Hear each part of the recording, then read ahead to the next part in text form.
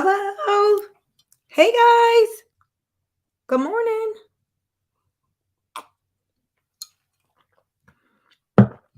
Good morning. Welcome to Mornings in the Word. I'm your girl, Pastor Courage Molina with Bold Faith Community Church. This is a great place for you to be if you are trying to build the habit of being in your Bible every day. You want to grow in your faith, girl, go ahead and subscribe to this channel because that is exactly what we do here. Today is day 84 of our Chronological Bible Reading Plan. We are going to be reading Joshua chapters 9 through 11, New Living Translation. Let's get into it. Now all the kings west of the Jordan River heard about what happened. Let me read that again. Now all the kings west of the Jordan River heard about what had happened. What happened was, these were the kings of the Hittites, Amorites, Canaanites, Perizzites, Hivites, Jebusites, who live in the hill country in the western foothills along the coast of the Mediterranean Sea, as far north as Lebanon mountains. These kings combined their armies to fight as one against Joshua and the Israelites. But when the people of Gibeon heard what Joshua had done to Jericho and Ai, they resorted to deception to save themselves.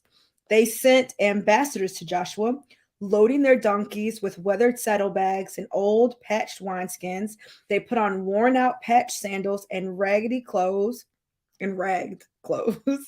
And the bread they took with them was dry and moldy. When they arrived at the camp of Israel at Gilgal, they told Joshua and the men of Israel, "We have come from a distant land to ask you to make a peace treaty with us." The Israelites replied to these Hivites, "How do we know you don't live nearby? For if you do, we cannot make a treaty with you." They replied, "We are your servants." "But who are you?" Joshua demanded. "Where do you come from?" They answered, "Your servants have come from a very distant country. We have heard of the might of the Lord your God and of all he did in Egypt. We have also heard what he did to the two Amorite kings east of the Jordan River, King Sihon and Heshbon and King Og of Bashan, who lived in Ashtaroth. So our elders and all our people instruct us, take supplies for a long journey. Go meet with the people of Israel and tell them, we are your servants. Please make a treaty with us. This bread was hot from the ovens when we left our homes, but now, as you can see, it is dry and moldy. These wineskins were new when we filled them, but now they are old and split open, and our clothing and sandals are worn out from our very long journey." So the Israelites examined their food, but they did not consult the Lord. You checked something out, you Googled it, you researched, you looked at somebody's profile, you know what I'm saying? Somebody recommended it to you, but you did not consult the Lord. Verse 15, then Joshua made a peace treaty with them and guaranteed their safety, and the leaders of the community ratified their agreement with a binding oath. 3 days after making the treaty, they learned that these people actually lived nearby. They found out the folks lied to them. Even with all their due diligence of looking at the food and the wineskin and looking at all the stuff they had, they still misjudged the people. They still didn't get it right. They still did not figure out that the people lied to them. Turns out they lied. Verse 17, the Israelites set out at once to investigate and reach their town in 3 days. The names of these towns were Gibeon, Kephra, Beroth, and Kiriath Jearim. But the Israelites did not attack the towns, for the Israelite leaders had made a vow to them in the name of the Lord, the God of Israel. The people of Israel grumbled against their leaders because of the treaty. But the leaders replied, "Since we have sworn an oath in the presence of the Lord, the God of Israel, we cannot touch them." Let me just get this for you real quick. I know this is just Bible reading, but I want you to comprehend as you read it. Let me just get this. They came, they lied, they fooled them. They entered into a treaty. Israelites entered into a treaty with the people who fooled them intentionally and lied to them. They took that oath, they made an oath before God. The Israelites who know God, who follow God, who is God, our God, right? They made an oath before God that they would not do anything. They would have a peace treaty with them, although they did not consult with God. Now it turns out that those people lied, and we found out that they lied, and now we're about to go over there and handle business. But the Israelite leaders are like, no, y'all not. I don't care what they did. We're not about to do wrong because we made an oath to the Lord. We made an oath before God. So they want to wild out. We're going to have to figure out what we're going to do about them. But we are not going to attack them because we made an oath before God. I wonder how many times we make an oath before God, and because somebody don't do something, now we not going to do what we said we were going to do. I wonder how many wives are not being godly wives to the men they are in marriage with currently, and they made a covenant before the Lord. They made an oath before God till death do us part. And now because he acting up, y'all still in the same house, y'all still married, but you are not being a godly wife because of what he's doing. Verse 19, but the leaders replied, since we have sworn an oath in the presence of the Lord, the God of Israel, we cannot touch them. This is what we must do. We must let them live, for divine anger would come upon us if we broke our oath. Let them live. So they made them woodcutters and water carriers for the entire community, as the Israelite leaders directed. Joshua called together the Gibeonites and said, why did you lie to us? Why did you say that you live in a distant land when you live right here among us? May you be cursed. From now on, you will always be servants who cut wood and carry water for the house of my God. They replied, we did it because we, your servants, were clearly told that the Lord your God commanded his servant Moses to give you this entire land and to destroy all the people living in it. So we feared greatly for our lives because of you. That is why we have done this. Now we are at your mercy. Do to us whatever you think is right. So Joshua did not allow the people of Israel to kill them, but that day he made the Gibeonites the woodcutters and water carriers for the community of Israel and for the altar of the Lord, wherever the Lord would choose to build it. And that is what they do to this day. Chapter 10. Adonizedek, king of Jerusalem, heard that Joshua had captured and completely destroyed Ai and killed its king, just as he had destroyed the town of Jericho and killed its king. He also learned that the Gibeonites had made peace with Israel and now were their allies. He and his people became very afraid when they heard all this, because Gibeon was a large town, as large as the royal cities and larger than Ai, and the Gibeonite men were strong warriors. Oh, that's what's up. So these aren't even like people who are not strong warriors, the ones who came and lied. They were like, they were scared. Even they could see what God was doing in and through the Israelites. I ain't got time. Verse 3. So King Adoni Zedek of Jerusalem sent messengers to several other kings, Hoham of Hebron, Piram of Jarmuth, Japhia of Lachish, and Debir of Elgon. Come and help me destroy Gibeon, he urged them, for they have made peace with Joshua and the people of Israel. So these 5 Amorite kings combined their armies for a united attack. They moved all their troops into place and attacked Gibeon. The men of Gibeon quickly sent messengers to Joshua at his camp in Gilgal. Don't abandon your servants now, they pleaded. Come at once, save us, help us. For all the Amorite kings who live in the hill country have joined forces to attack us. Now, it's interesting that we lied to you so that we could get into a treaty with you. You got into a treaty with us because of your relationship with God, the oath that you made. You could not break the treaty. So now we're going to be here with your servants, but you would not have allowed us to be your servants. Had you known who we were, you would have destroyed us. Now another group of people have come to destroy us. Isn't it something that Joshua's not like, nah, y'all on your own. Y'all might be our servants, but we're not about to fight for y'all because that's what y'all get. That he doesn't say that? Verse 7. So Joshua and his entire army including his best warriors, left Gilgal and set out for Gibeon. Do not be afraid of them, the Lord said to Joshua, for I have given you victory over them. Not a single one of them will be able to stand up to you. Joshua traveled all night from Gilgal and took the Amorite armies by surprise. The Lord threw them into a panic, and the Israelites slaughtered great numbers of them at Gibeon. Then the Israelites chased the enemy along the road to Beth Horon, killing them all the way to Azekah and Makeda. As the Amorites retreated down the road from Beth Horon, the Lord destroyed them with a terrible hailstorm from heaven that continued until they reached Azekah. The hail killed more of the enemy than the Israelites killed with the sword. The Lord got into the fight with them. He didn't just stand on the sidelines. He was like, let me get a couple licks in there. Okay, gangster, got our bag. Verse 12, on the day the Lord gave the Israelites victory over the Amorites, Joshua prayed to the Lord in front of all the people of Israel. He said, let me just let you hear this. Let me go back. Verse 12. This is so good. On the day the Lord gave the Israelites victory over the Amorites, Joshua prayed to the Lord. So this is Joshua's prayer to the Lord. He prayed this prayer. When I think prayer, I think this. Okay.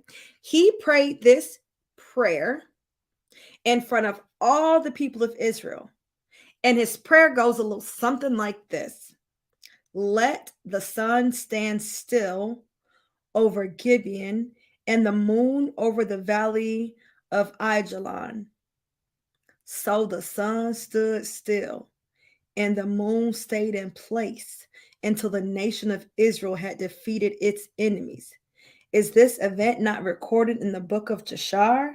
The sun stayed in the middle of the sky and it did not set as on a normal day. There has never been a day like this one before or since when the Lord answered such a prayer. Surely the Lord fought for Israel that day. Then Joshua and the Israelite army returned to their camp at Gilgal. Now that is an audacity. I wonder how audacious God wants our prayers to be.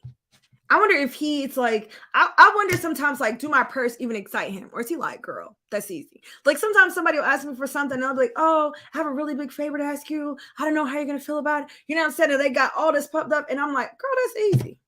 Oh yeah, I could do that. It's nothing. It's not a big deal. You know, I wonder if God wants for our prayers to sound like, right? It's not a challenge for him, but I wonder if he wants our prayers to be like, sun stand still.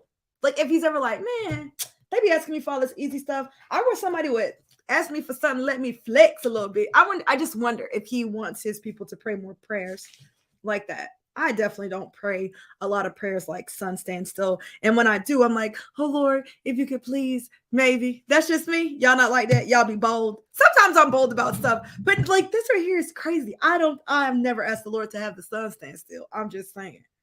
Or anything to that caliber. You feel me? All right, verse 16. During the battle, the 5 kings escaped and hid in a cave at Mecca. When Joshua heard that they had been found, he issued this command: cover the opening of the cave with large rocks and place guards at the entrance to keep the kings inside. The rest of you continue chasing the enemy and cut them down from the rear. Don't give them a chance to get back to their towns, for the Lord your God has given you victory over them. So Joshua and the Israelite army, I ain't got time. So Joshua and the Israelite army continued the slaughter and completely crushed the enemy. They totally wiped out the 5 armies except for a tiny remnant that managed to reach their fortified towns. Then the Israelites returned safely to Joshua in the camp of Mecca. After that, no one dared to speak even a word against Israel. Then Joshua said, remove the rocks covering the opening of the cave and bring the 5 kings to me. So they brought the 5 kings out of the cave, the kings of Jerusalem, Hebron, Jarmuth, Lachish, and Eglon. When they brought them out, Joshua told the commanders of his army, come and put your feet on the king's necks. And they did as they were, I'm so sorry. And they did as they were told. Don't ever be afraid or discouraged, Joshua told his men. Be strong and courageous, for the Lord is going to do this to all of your enemies. Then Joshua killed each of the 5 kings and impaled them on 5 sharpened poles where they hung until evening. As the sun was going down, Joshua gave instructions for the bodies of the kings to be taken down from the poles and thrown into the cave where they had been hiding. Then they covered the opening of the cave with a pile of large rocks, which remains to this very day. These people didn't got themselves killed and they didn't even go after them. Like they allowed fear to cause them to attack the people of God and get themselves killed. Verse 28.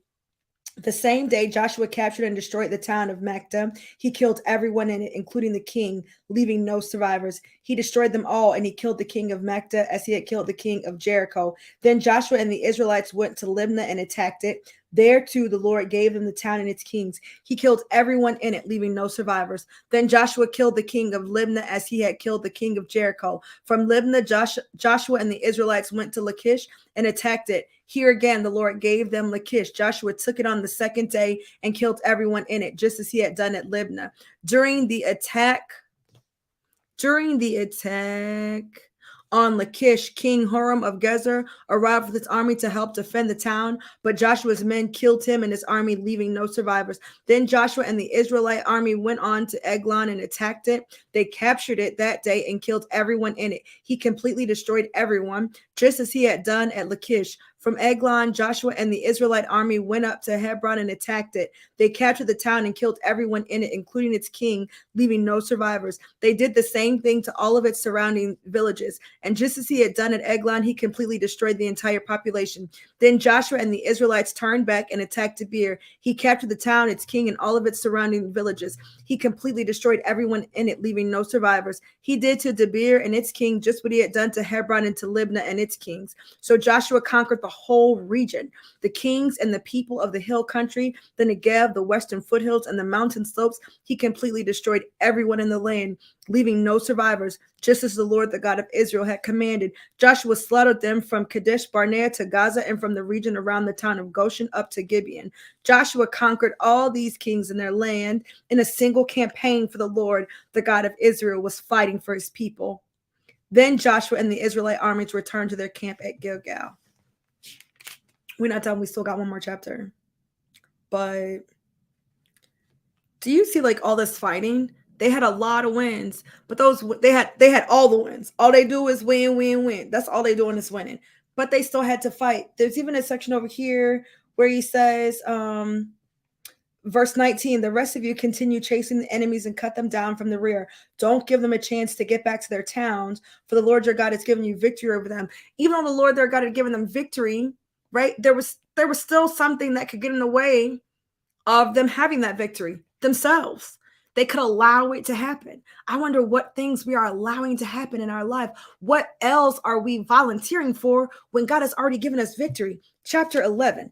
When King Jabin of Azor heard what had happened, he sent messages to the following kings: King Jobab of Madon, the king of Shimron, the king of Ashkva, all the kings of the northern hill country, the kings in the Jordan Valley south of Galilee, the kings in the Galilean foothills, the kings of Naphath-dor on the west, the kings of Canaan, both east and west, the kings of the Amorites, the Hittites, the Perizzites, the Jebusites in the hill country, and the Hivites in the towns of the slopes of Mount Hermon and the land of Mizpah. All these kings came out to fight. Their combined armies formed a vast horde, and with all their horses and chariots, they covered the landscape like the sand on the seashore. Have you ever seen sand on the seashore? That's all it is. It's either sand or it's the sea. The kings joined forces and established their camp around the water near Merom to fight against Israel. Then the Lord said to Joshua, do not be afraid of them. By this time tomorrow, I will hand all of them over to Israel as dead men. Then you must cripple their horses and burn their chariots. So Joshua and all his fighting men traveled to the water near Merom and attacked suddenly. And the Lord gave them victory over their enemies. The Israelites chased them as far as Greater Sidon and Misroth-Maim and eastward into the valley of Mizpah until not one enemy warrior was left alive. Then Joshua crippled the horses and burnt all the chariots as the Lord had instructed. Joshua then turned back and captured Hazor and killed its king. Hazor had one time been the capital of all these kingdoms. The Israelites completely destroyed every living thing in the city, leaving no survivors. Not a single person was spared. And then Joshua burned the city. Joshua slaughtered all the other kings and their people, completely destroying them, just as Moses, the servant of the Lord, had commanded. But the Israelites did not burn any of the towns built on mounds except Hazor, which Joshua burned. And the Israelites took all the plunder and livestock of the ravished towns for themselves, but they killed all the people, leaving no survivors, as the Lord had commanded his servants. So Moses commanded Joshua, and Joshua did as he was told, carefully obeying all the commands that the Lord had given to Moses. Joshua did what he was told, not what he thought, like maybe we could do this. I mean, he did what he was told. Verse 16, so Joshua conquered the entire region, the hill country, the entire Negev, the whole area around the town of Goshen, the western foothills, the Jordan Valley, the mountains of Israel, and the Galilean foothills. The Israelite territory now extended all the way from Mount Halak, which leads up to Seir in the south, as far north as Baal Gad at the foot of Mount Hermon in the valley of Lebanon. Joshua killed all the kings of those territories, waging war for a long time to accomplish this. No one in this region made peace with the Israelites except the Hivites of Gibeon. All the others were defeated, for the Lord hardened their hearts and caused them to fight the Israelites. So they were completely destroyed without mercy, as the Lord had commanded Moses. During this period, Joshua destroyed all the descendants of Anak who lived in the hill country of Hebron, Debir, Anab, and the entire hill country of Judah and Israel. He killed them all and completely destroyed their towns. None of the descendants of Anak were left in all the land of Israel, though some still remain in Gaza, Gath, and Ashdod. So Joshua took control of the entire land, just as the Lord had instructed Moses. He gave it to the people of Israel as their special possession, dividing the land among the tribes, so the land finally had rest from war. That was so good. The Lord has made you a promise. There's something he's going to give you. There's a land, there's territory. There's a fulfillment of a purpose that you can see in your mind's eye. You can see it in your heart, like you can feel it. And you've started to walk out in that. You started to pursue it. You started to build it. And because it feels like you've been going at it for so long, it's like, man, when am I going to get my time of rest? When is there going to be peace? It says that they waged war for years, for a long time. Don't allow the enemy to cause you to believe that because this fight, this process, this journey that you're on has been going on for a long time, with my quotes up, that it means that God has changed his mind, or that it means it wasn't with God, or that you misunderstood. No, even here with Joshua, even with all the wins they're getting, it's like that it was years and years. It says a long time. Don't be discouraged. I pray that this has encouraged you. Joshua's a great book to study if you're looking for something to study. I mean, the whole Bible is, but Joshua's a great book to study, especially it makes me think of like entrepreneurs. What does it look like to be used by God and to have so many wins? If you want to study Joshua, like, okay, what were his routines? What were his habits? I could tell you one. He clearly had the habit of praying, because your first prayer is not "Son, stand still." Okay, that ain't no first type of prayer. That's somebody who been praying and been seeing how the Lord responds to their request. Okay, that's somebody who know they can get a prayer through. So, "Son, stand still." That ain't no first. That ain't no first time. that ain't no first time prayer. So we know he had a prayer life. We can also see that he had the habit of responding with obedience and doing what God said, and doing completely what Moses told him to do, doing completely what God told him to do, not stopping and starting, not getting halfway done. He was a man of action, right? Are there any areas where you're not a woman of action, where the Lord is telling you to do something and you kind of dragging your feet? Maybe that's why we're not getting as many W's out here.